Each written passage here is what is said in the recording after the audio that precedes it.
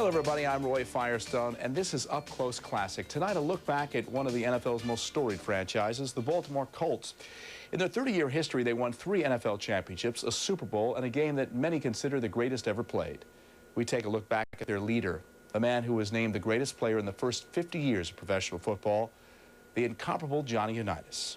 There is nothing that I've found in the past, 25 years I've been out, or 20 years I've been out, I guess, that can relate to the excitement and the joy that you had playing football. What am I going to do on Sunday? For so many years I've been going to the ball games. That's the whole thing. On the week, if we won a ball game on Sunday, everybody talked about the game from Monday through Thursday, and then they got ready for the next week. If you lost the game, then it was nasty all during the week. No one talked much about anything. The game, to me, was, fun. I enjoyed it, and we worked hard at it, and if you lose, then you lose. I mean, it's not that you don't have any feeling about losing, because I hate to lose. If we lost the ball game, and guaranteed I'll give you 110% of my efforts, and I've never been ashamed of that. And I think if we win it, and I'll give you 110% effort there too. Let me ask you a question that you may not be able to answer because you may not be as objective as some people might want. Why Johnny Unitas with the 2 minutes was the best 2-minute quarterback ever, maybe, in professional football? Boom, boom, boom, down the field.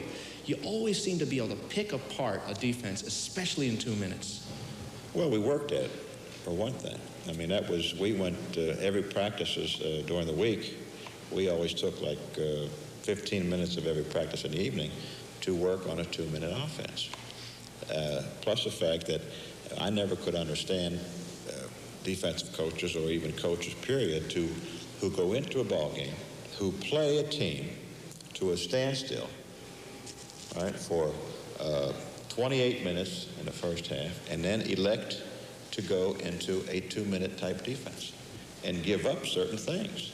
The so-called prevent defense. Yeah. I mean, that's, to me, is asinine. I said, if I'm beating you to death with this type of defense, then why shouldn't I continue to do that? John was a leader in every sense of, he would walk into the huddle, he took total command. In the last 2 minutes, he would say, we're going to win. I believed it. Yeah. And I believe everyone on the team believed we were going to win. We had 80 yards to go. We didn't know how we were going to do it, but we knew we were going to win. Not only could he do it, he knew each one of us as individuals. In other words, I remember he threw me a little pop pass, I caught it, picked up the first down, came back. The next time he threw me the same pass, I dropped it. 60,000 fans let me know that they didn't appreciate me dropping that ball right in my hands. They were throwing things at my wife and kids, calling me Butterfingers. Unitas called a timeout. He go right back in the huddle and said, same play, silence the crowd. I went 50 yards for a touchdown. When Johnny Unitas threw a football, it told you something. What did it tell you? Well, if John threw the ball to you and it was in your stomach, he was telling you you're in trouble, catch the ball and go down. If John threw you the ball and it was way out in front of you, it meant run under, you're wide open, catch it, and go. If John threw it out in front of you, it meant either dive and catch it or knock it down. So you always knew what was happening. The only problem is when another quarterback came in, when Earl Maul first came to the Colts, he lobbed me a pass. I thought I was wide open. I got hit so hard my teeth hurt. Now, tell me about cadences, Johnny Unitas' cadence. He had a deliberate, you can actually remember, you can actually do an impression of what it sounded like. Well, John Unitas' cadence was a rhythmatic. Like? It was ready, set, hop one, hop two, hop three. Right. And so you could get off on the count. I could get off so quick to block Deacon Jones, because it was so rhythmatic. What would Johnny Unitas be worth right now? Probably $10 million a year. $10 million a year? Yeah. Would you ask for it? Sure. You think you'd get it? Oh, we'd get somewhere close to it. Welcome back to Up Close Classic and our special look at the Baltimore Colts. Johnny Unitas played in hundreds of games during his 17-year career with the Colts, but he and his teams will be forever remembered for 2 games in particular. Well, let's go back to '58 first, because so much has been said and written that it was the greatest game ever played. In retrospect now, almost 30 years later, how do you view it? Well, let's put it in proper perspective. The game itself was just a ho-hum game. It was. when you look at the first 56 minutes of it, it was back and forth, seesaw back and forth. We actually should have blown New York off the field. And we probably would have had we scored down in that one particular frozen spot of the area, in the end zone down. They came back, and we had to make a comeback going down to tie the game up. Up to that point, it was just back and forth. And the most important phase of the game was the last minute and a half or 2 minutes. They gave you 2 minutes from your own 14-yard line. Right, and we were able to march down the field and score the field goal. And we came back, and after they didn't make the first down, we came back and we went 85 yards for the touchdown.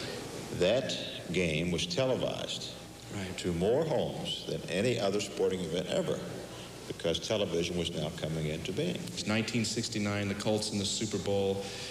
It was obviously a situation where the Colts were expected to win, but not just win big. The Jets, who were they? You lose. It was a bitter defeat. You always seem to have an equilibrium about you where you didn't take things too hard, but obviously it hurt a lot of Colts to lose that way. Well, I think sure it did. It was an overtime, well, not overtime, but it was Super Bowl. It was the first time ever the American Football League team came in there to beat the National Football League team. It was a big game. And the thing was, we had every opportunity there was to win it. We had Tommy Mitchell was in the end zone. Earl hit him with a pass. It hit a shoulder pass. It bounces up in the air, and they intercept it. And we have Jimmy Orr standing down in the end zone by himself trying to get Earl's attention, and he doesn't throw it to them. And that's the #1 receiver on that particular pass. And no one to this day understands why. I think there was something funky about the game. Come on. Roy, you're not going to get me into that. I'm not going to say that. But it's a lot of things that I've thought about that game, and I've revisited the game a lot. You know, even when I didn't want to, when I went to sleep at night. And you tell me that we had just set a record defensively for the least amount of points. And they come in and beat us like that. We inside the 25 times in the first half and come away with no points. You know, a whole lot of things start to run through my head. And I didn't understand it. Bubba Smith, your teammate, said there might have been some business on in that game. You don't buy that either, do you? Well, Bubba finds it hard to walk straight and chew gum at the same time. So what are you going to do? I believe that it was just a clear case of being overconfident. We announced the victory party Wednesday before the game, and we cut up the winner's share at pregame meeting. If that is true, let's assume it is. How would you have reacted if you heard that? Well, we did announce that there would be a party, and we were hoping that it was going to be a victory party. I mean, you had to make plans. Carol Rosenblum was going to have this big party at his house at Golden Beach. As far as cutting up the players' share, I'm not aware of that going on. And I think John may have stretched that a little bit. But the thing that I tried to stress to the team all week long was that the Jets certainly were a very good football team with an excellent coach in Weeb Eubank, a quarterback that had been with them 4 years. We had a quarterback, Earl Morrill, that was with us for 4 months, just coming to us from the Giants. And so you could see where the Jets were a very capable football team. Of course, when Namath announced that they were going to win, that should have fired us up more. Yeah. And it didn't, and we had a lot of things happen to us in that ball game where we didn't capitalize on opportunities, and those usually come back to haunt you. We had people open early in the ball game and didn't hit them, and then the Jets just control the football on us and won the game. Do you think even for all the greatness and all the Super Bowl championships and all of it, it's still a kind of sore spot for you, though? Oh, yeah, no question about it. Still can't let go of it. Especially when I'm constantly reminded of it. By some dumb reporters, too. But, you know, it happened, and it was, you know, that helped bring the leagues together. I look at it from a positive standpoint. It was embarrassing. It destroyed my relationship with Carol Rosenblum. And but, you know, the positive was I ended up in Miami, which hasn't been bad. I'm Roy Firestone, and you're watching a special up-close classic look at the Baltimore Colts. They were winners, but the winning didn't always come easily. They had to fight to get to the top, and sometimes the fighting began in their own locker room. I'm going to ask you to tell a story that you never told before. And we'll probably get in trouble here, but I think we can do this in a good way. But you almost quit before it ever began with Don Shula because he berated you. No, he didn't really berate me. He motivated me. So you got to understand that Don Shula knew how to motivate me. The story I want to tell you is that when I first came back from the college All-Star game, I met with Don Shula and he asked me what were my goals, and I told him to be your starting tight end. He says, then you got to beat out the other 5 guys that's been here in camp if you want to be #1. I thought he meant beat him up. So I proceeded to beat him up. I knew I was #1 before Don Shula because Shula was at the other end of the field and he says, send me a tight end. And all 5 said, he called you, John. You ought to go down the other end. Did you ever want to go at it with Shula? Did you ever want to throw a punch at him? Tell the truth. No, I would never throw a punch at him. You did too. The two of you almost went at it one time, and this was the first day. He was a rookie coach, 1963, and you were ready to quit, right? Tell the folks what happened. You could tell this. It's years later. Come on, 25, 35 years later. No, only thing he did, he said some things that I didn't appreciate. Because your father was a minister. Oh, yeah, and so we talked about it, and we resolved it, and he's been my best friend ever since. He apologized, didn't he? Well, yeah, because, I mean, he used some language that I wasn't accustomed to, and he said that he apologized and demanded that I apologize for what I had said, and we apologized, and he's the best coach I've ever had. And I tell you, I could have played 20 years, and if he comes back as a head coach, I'll come back as a tight end. I think a player respects you if you're honest with them, and your discipline is an honest discipline. If there's anything that's just contrived, they sense that. And if you get into the cussing and swearing, and there have been times I've lost my cool, especially early in my coaching career with players, but lately I've been able to handle it a lot better. There are still times I go off the handle and say things that later on I'm sorry that I've said. But the players really are looking for discipline, and they're looking for leadership. And if it's done in an honest way, I think they accept that. But if it's excessive, I think that we're wrong, in abusing a player if it's too excessive. John, there were so many theories towards the end of your career with the Colts before you went on to San Diego that you were somewhat bitter or angry with management and that you had a feud with Don Shula. Any of that true? Any of that fair? I never had a real problem or a feud with Don Shula whatsoever. He didn't like some of the things that I did. What do you think he or didn't said? like? And hey, I didn't like some of the things that he says, and he told me, he would tell me, and I'd tell him. What do you think he didn't like about what you did? Well, he would send in the field goal team, and I'd wave him off. Well, that's going to show him up. He is the coach, John. That's right. But I had more confidence in my ability as to make the first down or the touchdown than I did the field goal kicker. What did you not necessarily like about what he did? Well, Donald was very outspoken. He was a holler and a screamer, and I don't like people who holler and scream constantly. I think in my early years, I was pretty uptight. As I mentioned, wore my emotions on my sleeve, and I didn't hesitate to let people know exactly how I felt. I think that one of the things that I've learned through the years is how to better control my emotions. And I think it's helped me stay in the game as long as I've stayed in it as a head coach. But in the early years, there were some tough times, and there were times where Unitas had this great confidence in himself that he wanted to go for it. He wanted to go for it all the time, and that made it all the tougher when you're dealing with a quarterback of Unitas's ability and his past performance to make sure that you're on the right page with him. And as it turned out, we won a few games in Baltimore, and things did work. The Baltimore Colts in the early days were a team comprised of larger-than-life characters, guys who played the game like they lived life to the fullest. Real men played in your time, right? I don't know about that, They take real men, men that play today. I don't know. I made the team in 1950, the Baltimore Colts, because they didn't have enough equipment to go around. And a guy said to me, if you wait and all these guys go home or get cut, we'll make the team. That's why I made the team. Well, listen to the team you made. The Colts in 1950.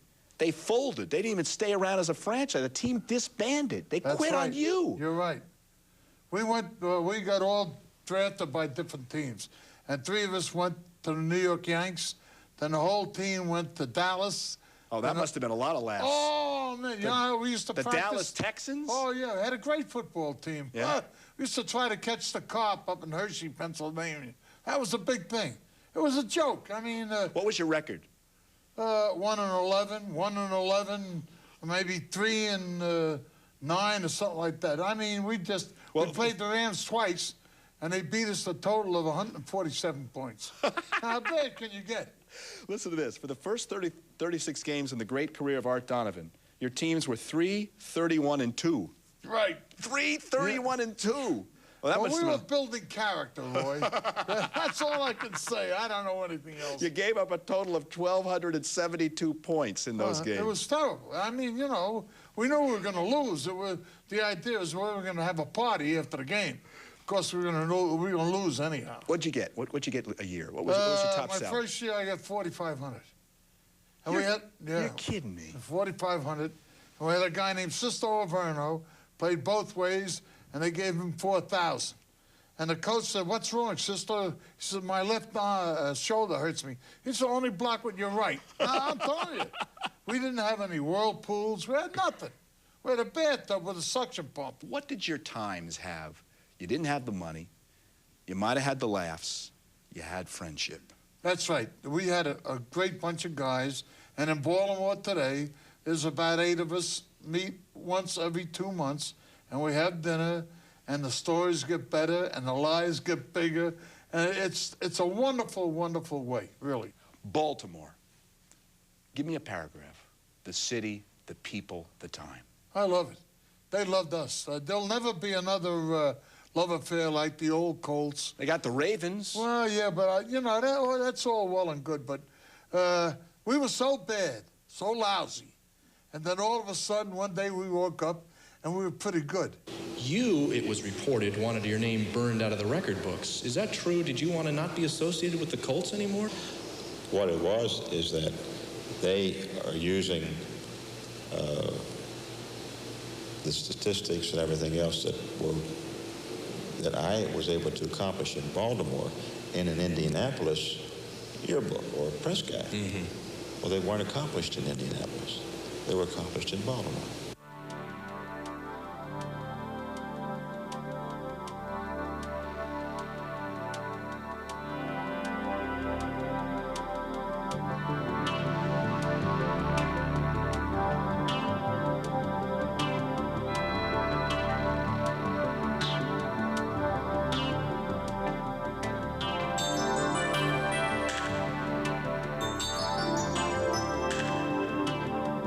I usually came in fairly early and got taped, and would just maybe go over some other stuff in my mind, and then read the paper for a while, and then go and take a nap. A lot of chatter in this place before. Oh yeah, oh yeah. Who were the big talkers? Mackey? No, Mackey doesn't talk much. Each player was superstitious and had a ritual that they went through. Gino Marchetti, he never went to the stadium with the team. He took a cab and he got there early because he would smoke a cigarette and walk from one end to the other, and he would put it out. And we knew if he had smoked and he had 7 butts that he was ready to play. So when we came in, we'd count cigarettes. Wow. Then we had, you had Jim Parker. When he put his Big pads number on, 77, oh one of yeah, the greatest tackles in the history of the... when he put his pads on and he did this, you knew he was ready. Then you looked at Raymond Barry, and Raymond Barry was over there, and he had strips of tape, and he was designing plays, and he was putting them on his thigh pads. And I always figured if I ever played against him, I'd rip those tape off so he wouldn't know what to do, okay? And then you had a Lenny Lyles, who put on his pads and banged his head against the wall saying, "My pads are set." And you had John Unitas sitting over there just looking around the room, shaking his head, saying, "Oh, we got a ship of fools here." And then we had Jimmy Orr, who went to the bathroom, and when he came out and did that, it meant we were ready to play and win. He had to drink a Cuddy Sour. One word, just fill it in. Football. Greatest thing ever happened to me. The greatest thing ever happened to me, and the worst thing ever happened to me, is when they called me and they told me my mother died. And then that's the worst. And the next thing is when I retired, and I laid my head down on the pillow that night in my house, and said, tomorrow morning, I'm never going to wake up and play football again. And this is going back to when I was 6 years old, playing football on the cinder field in PS8 in the Bronx. That's it. And when you realized you weren't going to do it again, it took something out of your life. No. One time around, Roy, is the greatest. The second time wouldn't be as much fun, because I'd know what was going on. Ted Williams said, all I really wanted out of my career is for when people see me walking down the street, they say, there goes the best hitter who ever lived. What did you want out of your career? I wanted to be the best player in the game. Were you? Yeah. I hope you enjoyed this edition of Up Close Classic. I'm Roy Firestone. Thanks for watching. We'll see you next time. Good night.